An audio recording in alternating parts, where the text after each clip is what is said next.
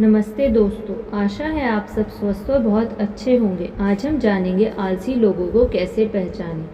जाहिर है मैं ऐसे बहुत से आलसी लोगों को जानती हूँ जो जिंदगी भर सूरज की रोशनी में बैठे रहे हैं और जिन्होंने जीवन में कुछ हासिल नहीं किया है, परंतु बैठने और आराम करने तथा सिर्फ बैठने में फ़र्क है। अगर आप बैठते हैं, आराम करते हैं, ईश्वर के बारे में सोचते हैं, अपने आप को उसकी लय में ले जाते हैं और उसकी शक्ति के प्रवाह के लिए अपने द्वार खोल देते हैं, तो ये बैठना आलस्य नहीं होता।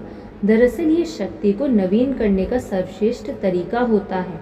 यह प्रबल ऊर्जा उत्पन्न करता है, इस तरह की ऊर्जा जो आपको शक्ति देती है, ना कि उस तरह की ऊर्जा जो आपको शक्ति छीन लेती है।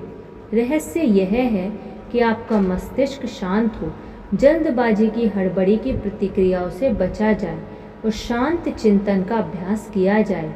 गति को धीमा करना और अपनी जिम्मेदारियों को ऊर्जा के कुशल संचयन के आधार पर निभाना। यह सलाह उचित है कि एक या दो काम में आने वाली योजनाएं बनाई जाएं, जिनके उपयोग द्वारा आप आरामदेह और सहज शक्ति के अभ्यास में विशेषज्ञ बन सकें। इस तरह की सर्वश्रेष्ठ योजनाओं में से एक का सुझाव मुझे किसी ने दिया।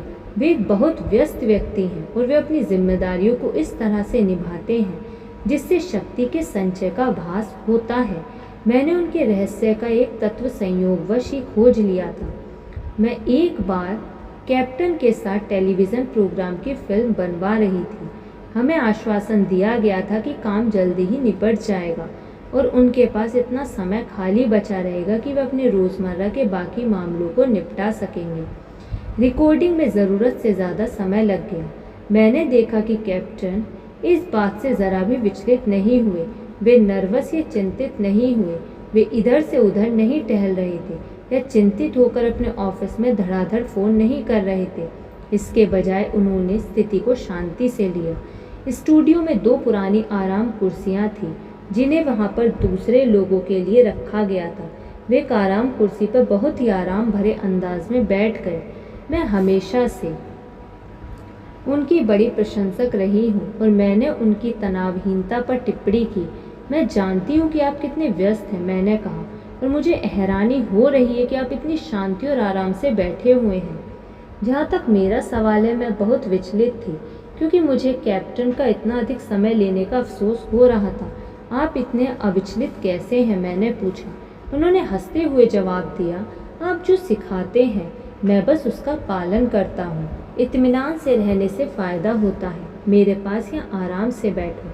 मैंने दूसरी आराम कुर्सी को खींचा और खुद शांति से बैठ गया।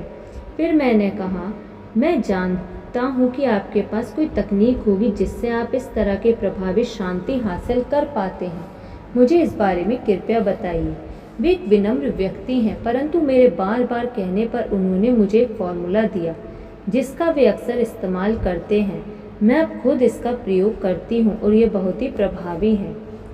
पहली बात तो यह कि शरीर को पूरी तरह से ढीला छोड़ दें। दिन में कई बार इसका अभ्यास करें। अपने शरीर की हर मांसपेशी को ढीला छोड़ दें। अपने आप को एक जेलीफिश मानें और अपने शरीर को पूरी तरह से ढीला छोड़ दें। आलू के बड़े बर्लैप बैग की मानसिक कल्पना करें, फिर मानसिक रूप से उस बैग को काटने और आलूओं को बाहर निकालने की अनुमति देने की कल्पना करें। अपने आप को उस बैग की तरह मानें। खाली बर्लैप से अधिक ढीला क्या हो सकता है? मस्तिष्क को खाली करना। दिन में कई बार अपने मस्तिष्क से सारे द्वेष, निराशा, कुंठा, क्रोध और तनाव को खाली करते रहें। जब तक आप नियमित रूप से और अक्सर अपने मस्तिष्क को खाली नहीं करते, यह दुखद विचार यहाँ पर इकट्ठा होते रहेंगे जब तक कि एक बड़ा विस्फोट होने की स्थिति ना बन जाए। इन सभी तथ्यों को मस्तिष्क से खाली करते रहें क्योंकि ये आरामदेह शक्ति के प्रवाह में बाधा डालते हैं। तीसरी बात, आध्यात्मिक चिंतन करें। आध्यात्मिक चिंतन का अर्थ है नियमित रूप से अपने मस्तिष्क को ईश्वर की तरफ मोड़ना। कम से कम दिन में 3 बार अपनी आंखों को उन पहाड़ियों की तरफ ऊपर उठाओ। इससे आप ईश्वर की लय से तालमेल बिठा पाएंगे। यह आपको शांति से भर देगा। कुछ महीनों से इनका अभ्यास कर रहा हूँ। सहजता से सफल जीवन जीने और आरामदेह तरीके से रहने का यह एक बहुत अच्छा तरीका है। धन्यवाद। आपको ये वीडियो कैसी लगी कमेंट करके ज़रूर बताइएगा। यदि आपने अभी तक इस चैनल को सब्सक्राइब नहीं किया तो सब्सक्राइब कर लीजिए और इस वीडियो को लाइक कर दीजिए। धन्यवाद।